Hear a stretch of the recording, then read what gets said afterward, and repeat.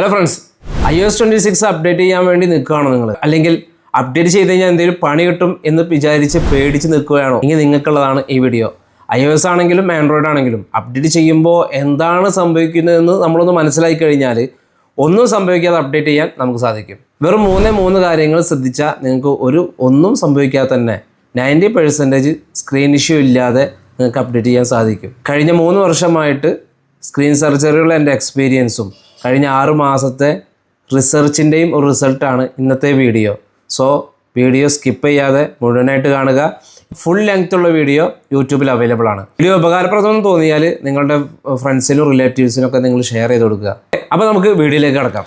iOS ആണെങ്കിലും Android ആണെങ്കിലും updation സമയത്ത് സംഭവിക്കുന്ന ഓവർ ഹീറ്റാണ് സ്ക്രീൻ ഡാമേജ് സംഭവിക്കാനുള്ള പ്രധാന കാരണം.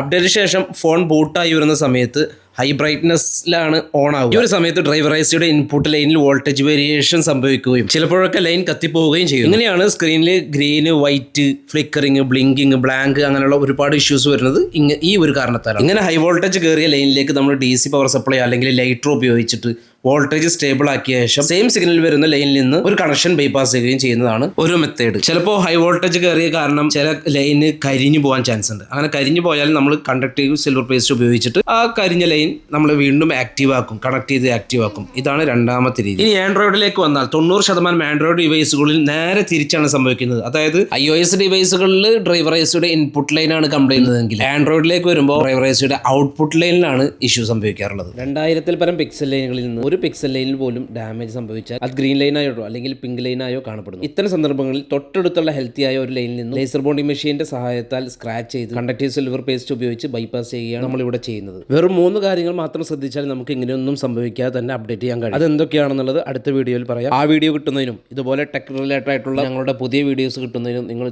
ചാനൽ ഫോളോ ചെയ്ത് കൂടെ കൂടുക. Thank you so much. Okay, let's go.